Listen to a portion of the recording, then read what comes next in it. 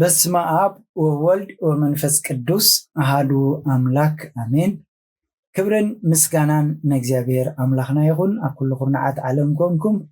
ነዚ መልእኽቲ ዝትከታተሉ ኣቦታት ኣሕዋት ናይ ክርስቶስ ቤተሰብ ሰላም እግዚአብሔር ንኩላኻትኩም ይኹን። ሎሙን ምሕረት እግዚአብሔር እግዚአብሔር ካብ ንሪኦን ዘይንሪኦን ዝሓለወና ናይ ዝመዓቲ ሰባት ዝበለና ብከምዚ ዝበለ መንገዲ ክንራኸብ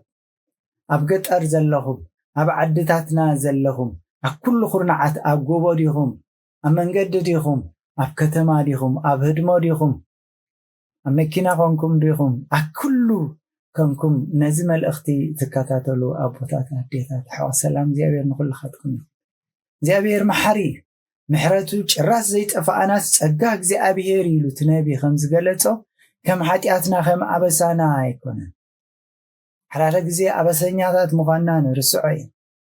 ዘንብረና ዘሎ ምሕረት እግዚአብሔር ምዃኑ ንርስዖ ኢና። ከም ባህሊ ከም ልምዲ ጌርና ኣነ ብእምነት ኣለኹ ኢልና እቲ ክንገብሮ ዝግባአና ዘይምግባርናስ ጎዲልና ከም ዘለና ኣይንርስዕን። ግን ጉድለትና ከይተፀባፀበ ናይዚ መዓልቲ ሰባት ዝበለና ክብሪ ምስጋና ይኹኖ። ኣብቲ ዝሓለፈ ዘቋረፅናዮ መፅናዕቲ ግብሪ ሃዋርያት ኢልና ምዕራፍ 2 ካብ ፍቕዲ 2 ምዕራፍ 2 ፍቕዲ 38 ግዜ ኣኺሉ ዘቋረፅናዮ ካብኡ ክንቅፅል ኢና። መዘከሪ ክኾነና ሽዑ እንታይ ኢልና ነርና? ኣቱም ኣሕዋትና እንታይ ክንገብር ኢሎም ነቲ ጴጥሮስ ዝሃቦ ስብከት ምስ ሓተቱ ጴጥሮስ ከዓ ተመሊሱ ተነስሑ ነብሲ ወከፍ ከዓ ኣሚኖምሲ ውሽጦም ተረቲዖም ስለ ዘለውስ እመኑ ኣይበሎም። ምክንያቱ ብእምነት ንኣምላኽ ከም ዘሎ በዲሎም ከም ዘለው ንኣምላኽ ኣሚኖም ሞንታ ክንገብር ክብሎም ከሎ ተነስሑ ኣሚንኩም ኣለኹም ከም ዝበደልኩም ተነስሑ ነብሲ ወከፍኩም ከዓ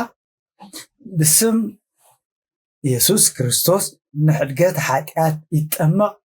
እዚ ምስ ተበለ ከዓ ውህበት መንፈስ ቅዱስ ክትቀበሉ ኢኹም ኢሉ ከም ዝተዛረቦም ርኢና። ብዛዕባ እቲ ንስሓ እንታይ ከም ዝጠቕመና ንስሓ ካብቲ ወፂናዮ ዝፀናሕና ናይ ኣቦና ሓቕፎ ናብቲ ናይ ኣቦኻ ሓቕፎ ከም ትምለስ ምስ ኣቦን ወድን ሕብረት መንፈስ ቅዱስ ኣብ ሓባር ከም ንመፅእ ሕጉስ ሂወት ከም ንረክብ ካብ ሓጢኣትና ካብቲ ብሓጢኣት ቆሲልዎ ዘሎ ነብስና ምስ ኣምላኽ ከም ንዕረቕ እንዳረኣና ከለና እታ ግዜ ኣኺላ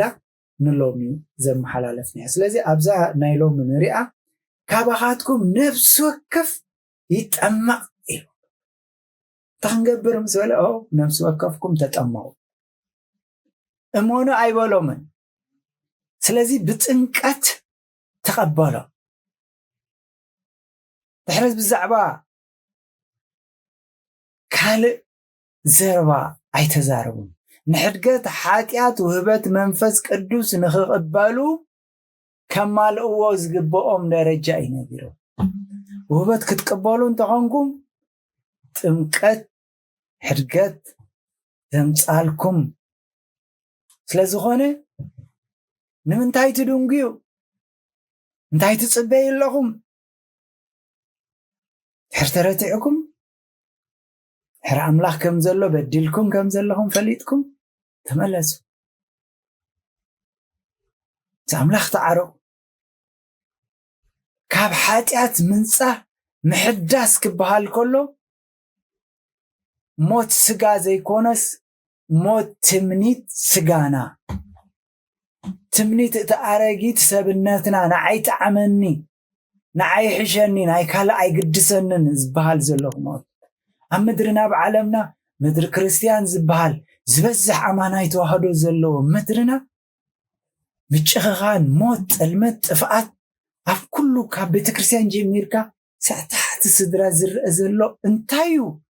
እንታይና ኮይና ኣመንቲ ዶ ይኮናን ኣቦይ ክስቶ ኣመንቲ እምበር ቤተ ክህነት እምበር ወለዶም ክቡራት እምበር ኳዕናናት እምበር ከበይ ተባሂሉ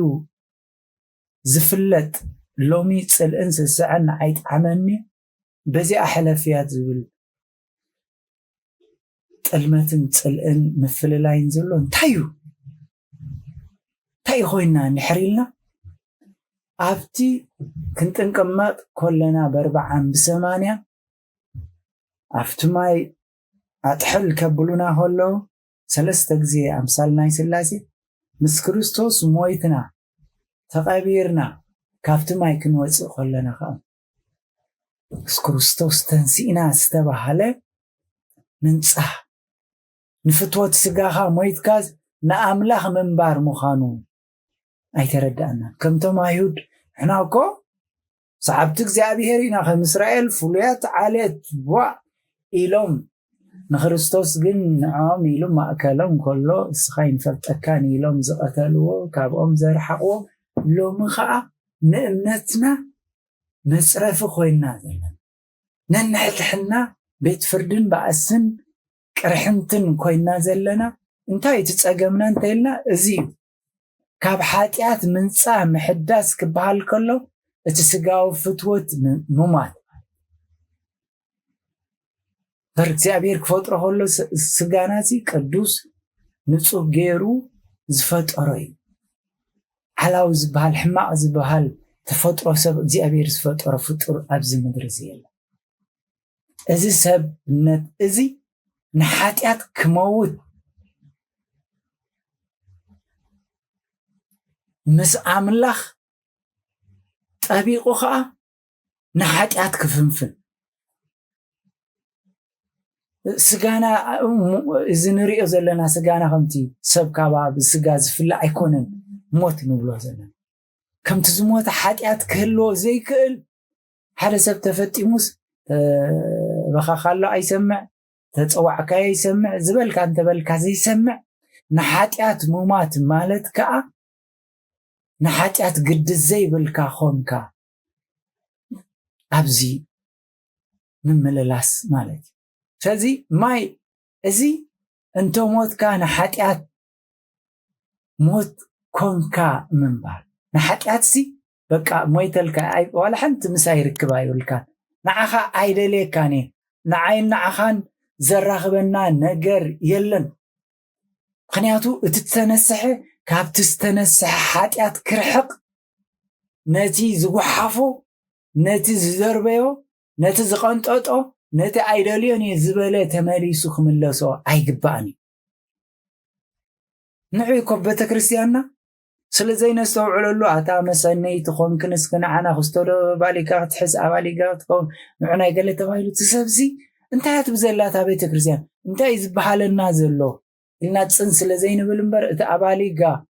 ኮይኑ ኣክንቲ ህፃን ብሕንጢጡ ሒዙ ክብል ከለኮ እንታይ እዩ ዝብል ዘሎ ኦ ሰይጣን እኽሕደካ ኣለኹ ናብ ምዕራብ ገፁ ኮይኑሲ ሰይጣን እኽሕደካ ኣለኹ ናብ ምብራቕ ወገን ኮይኑ ከዓ ኦ ጎይታይን መድሓኒን ኣምላኸይን ንዓኻን መላእኽትኻን ትእዛዝካን ይቕበል ኣለኹ ኢሉ እኮ ዝምሕ ስለዚ እታ ንሰይጣን ምኽሓድ ንሓጢኣት ምፅላእ ንሓጢኣት ሞይተ ኣነ ሓጢኣት ክገብር ዋላ ሓንቲ ኣብ ኣካላተይ ኣይእዘዝን ናብኡ ክምለስ ኣይክእልን ኢልና ኣለና ማለት ኮይ እቲ ጥምቀት ዝብሎ ዘሎ ንዑ ተጠመቑ ክብሎ እንከሎ ሓደ ሰብ ተጠሚቐ ኣነ ክብል ከሎ ብ40 ብ80 መዓልቲ ከሎ እንዴ ተጠሚቐ ተኢሉሲ ምስ ክርስቶስ ሞይተ ንፅድቂ ከዓ ተሲኤ ኮይ ኢና ኮ ነብል ዘለና ከምኡ ኮይቲ መንፈሳዊ ቃል እግዚኣብሔር ፅበየና እኮ ከምዚ ክንከውን ከም ኣመንቲ እኮ ቤተክርስትያንና ትብሉ ከም ባህልን ከምቲ ሕብረተሰብ ዘሎ ስቕኢልካ ፍርሃት እግዚኣብሔር ብዘይብሉ መንገዲ ክንከይድ ኣይኮንና ተጠምና ጥምቀት ናብ ገነት እትወስድ ኣፍ ደገያ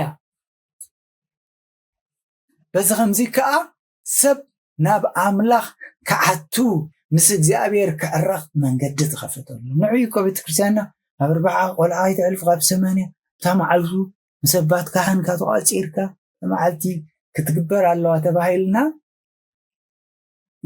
ንፍጽሞ እኮ እዚ ብምእማን ብምሕሳብ ግን ኣብኡ ደው ዝብል ኣይኮነን ምስ ዓበና ኣትሕዝና ከዓ ናይ ንስሓ ህይወትና ናይ ቅዱስ ቁርባን ህይወትና ፍርሓት እግዚኣብሔር ብዘለዎ ከም ሓደ ኣማኒ ክንነብር ኢና ተፀውዒና እዚ ተፀዋዒትና ስለዚ ናይ ጥምቀት ትርጉም ጥምቀት ንሙታት ናብ ሓዳስ ዘለዓለማዊት እተሰጋግር መርከብያ እዩ ንዑ ተጠመቑ ሕድገት ሓጢአት ክብሎም ከሎሲ ንዑ ካብቶም ኣይትኩምሉ ዘለኹም ናብ ኣምላኽኩም ምፁ ምስ ፈጣሪኹም ተዓረቑ ምስ እግዚኣብሔር ትዕረቑሉ ነገር እዩ ናብ ኣምላኽኩም ገፁ ትምለሱሉ ግዜ እኮ ዝብሎም ዘሎ ናብ መርከብ ተኣትውሉ ሰዓት እዩ ተሳገሩ ካብቲ እኮ ዝብሎም ዘሎ ንሕና ከዓ ከም ዝተሳገርና ይርዳእና እዚ መፅናዕቲ ክንገብሮ ከለና ሲ ሃዋርያት ከምዚ ነይሩ እዚ ገለ ክንብል ዘይኮነስ ንሕና ዘለናዮ እምነትን እንነብሮ ዘለናን ኣባና ዝተፈፀመ ቤተክርስትያን ዝሃበትና ፀጋሲ ይርዳእና ኣሎ ካልኦት እምነታት ክዛረቡ ከለው ከምዚ ክብሉና ከለው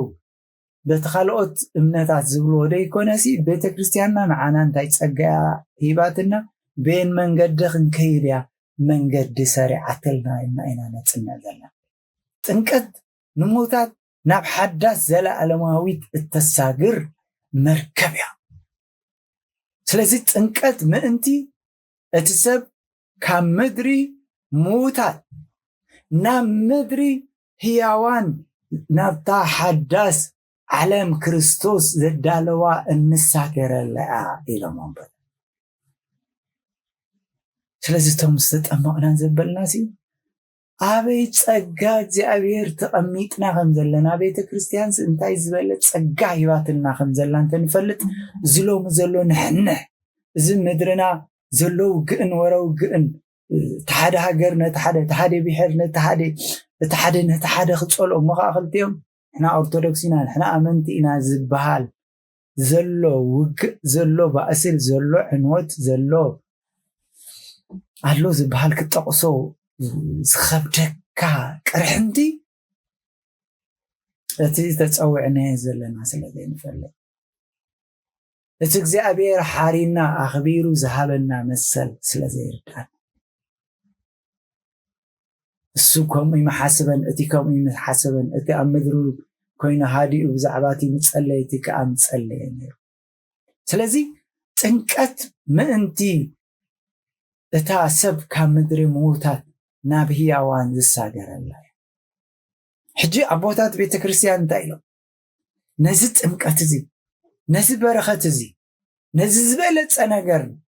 ምስ ፈለጡ ኣታ በዓል ዕዳ ንዓመው ንዓእቶ ኣታ በዓል ዕዳ ኦ በዓል ዕዳየ ንዓእቶ ካብ ሕሳብ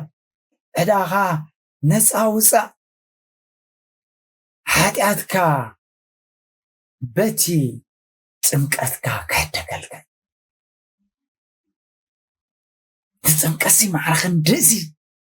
ክብሪ ዝተዋሃበ ተጠሚቕና ኢና ክንበሃል ከለናሲ እዚ ክብሪ እዩ ዘለና ኣታ ድኻ ንዓ መንፈሳዊ ሃብቲ ብጥምቀት ተቐበል ኣክንዲ ድኽነት ከዓ እቲ ሰማያዊ ጽድቂ ኣጥሪ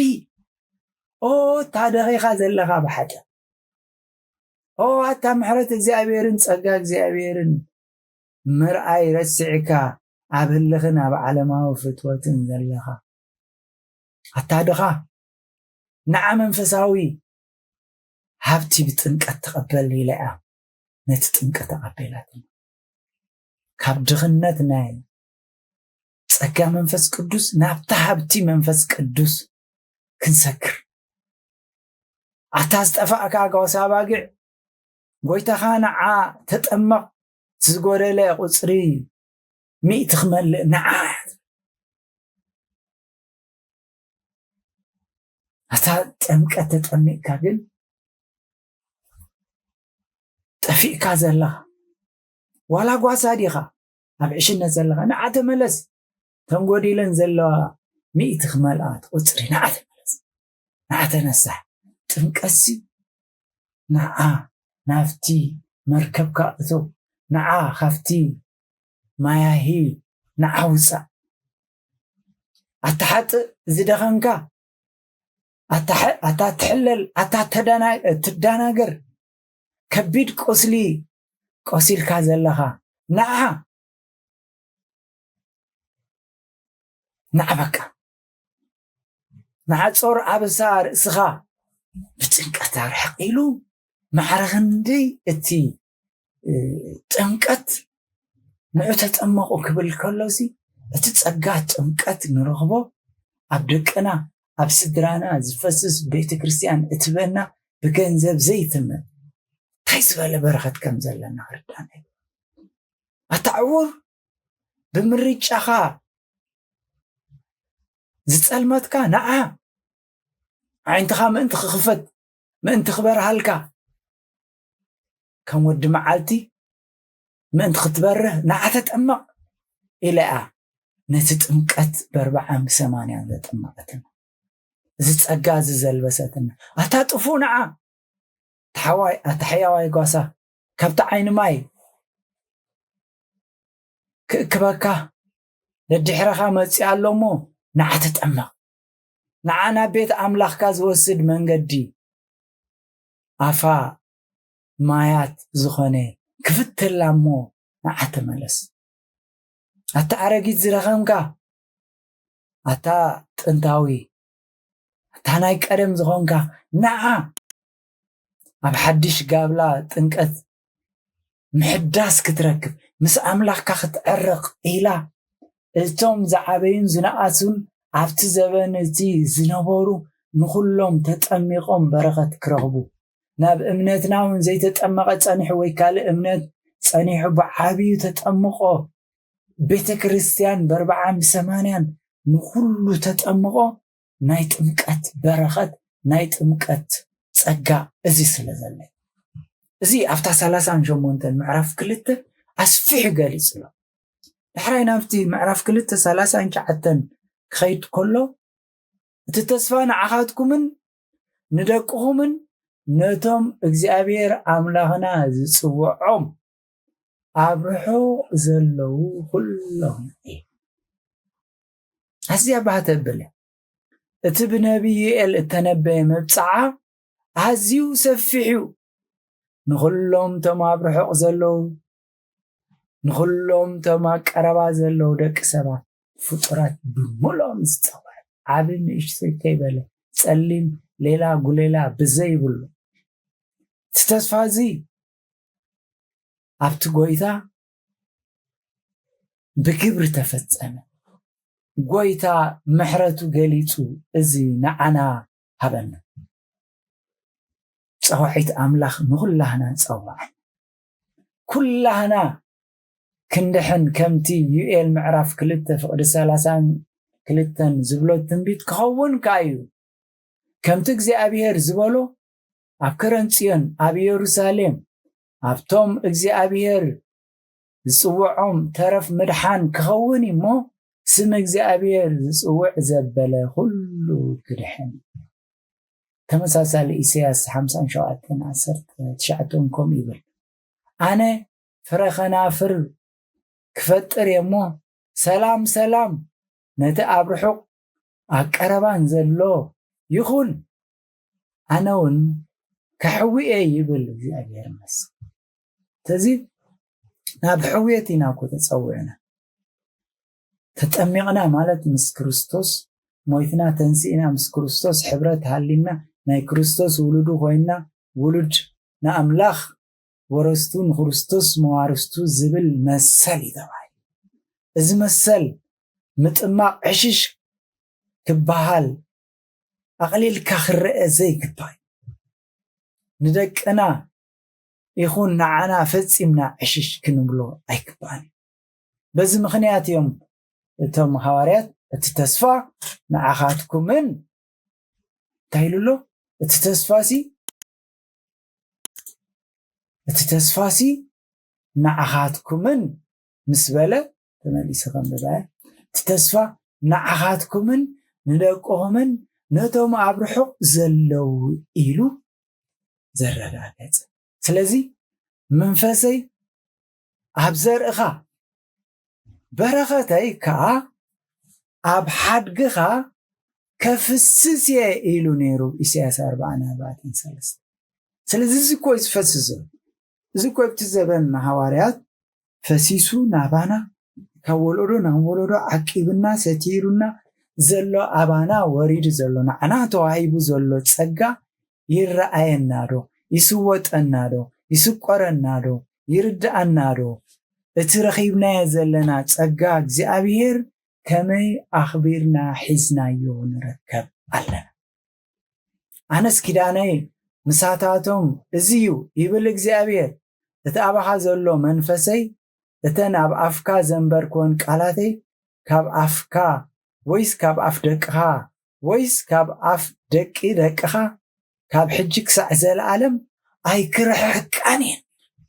كم يزبل مبصعيو أب إساء 5:21 حدنين نرغب سابيرسي قونا عبيلو غيب كلوس أي بقغن ثابت كريستيان أتسقوا عبيلات النازل لاسي وعند تلبنانا تخفيتم تمريو كل خرنعات عالم كونكم نزم الأخت تسمع بوتاتي هديتاتي حواتي تبيت كريستيان تسقى هبات النازل ورودا غيرات النازل انت زرد أنا اتمنفس እግዚአብሔር አባናት ዋሂብ ዘሎ انت زرد أنا كنتي كون ጽቡቕ ምኾነ እዚ ስለ ዝፈለጠ የሐዋርያ ጳውሎስ ሐዋርያ ጴጥሮስ አፍቲ ምዕራፍ 2 ዝግብር ሐዋርያት ሒዝና ዘለና ፍቅድ 4 ካብዚ ቄናን ወለዶ ደሓኑ እናበሉኻ ብዙሕ ካልእ ቃል መስከሩሎምን መዓድዎ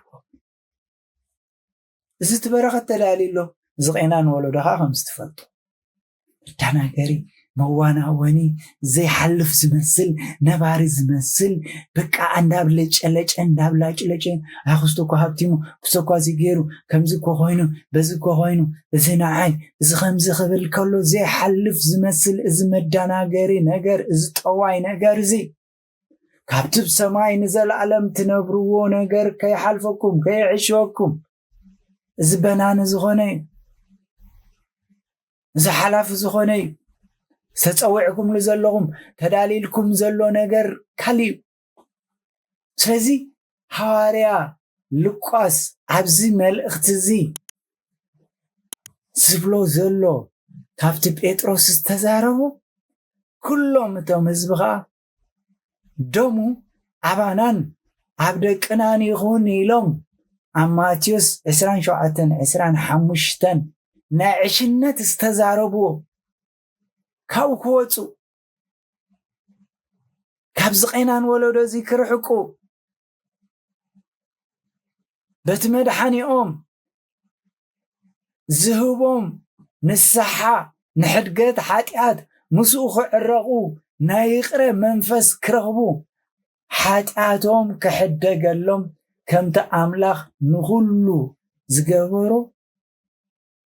افتحتي እግርና ተረጊጹ ንሰይጣን ክንመልኮ ስልጣን ዝሃበና እዚ ምልክት ይክረኽቡ አቦ ንወዱ አሕሊፉ ብምሃብ ፍቅሩ ንዓና ረአየ ፍቅሩ አወጀልና እትወድኻ ዋጋ ከፈለ መንፈስ ቅዱስ ድማ ኣብ ቤተ ክርስቲያን ክሓድር ምሳና ንሓዋሩ ክነብር መጽ ስለዚ ዝጸጋ ዝተዋሂብና ዘሎ እዚ ዕድል ዝተዋሂብና ዘሎ ከነስተውዕሎ ይባል نتخلو وهاب زغونا منفس قدوس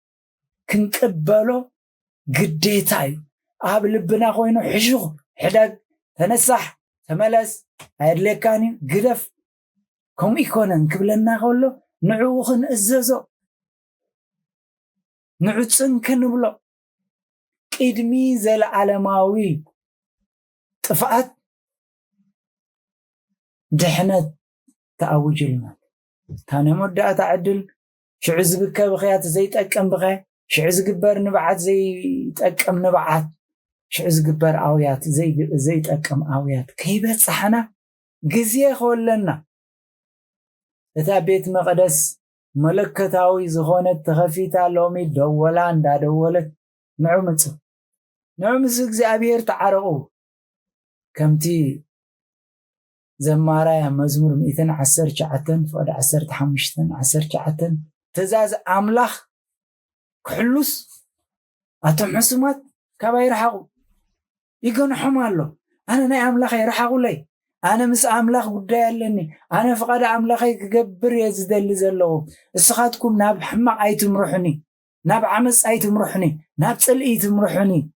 ፍቃድ ኣምላኽ ዘይኮነ ግብሪ ክገብር ኣይተገድዱኒ ንስኹም ኩልኹም ረሲኣን ምድሪ ከም ሓርኢ ሓፂን ክትጓሓፉ ኢኹም ኣነ ግን ምሳኻትኩም ክጓሓፍ ኣይደልን እየ ዝበለ ዳዊት ስለዚ ኣቦታት ቤተ ክርስቲያን ኣብ ብርክኹም ተደፊእና ንብል ኣለና ኢሎም ካብዚ ቄናን ወለዶ እዚ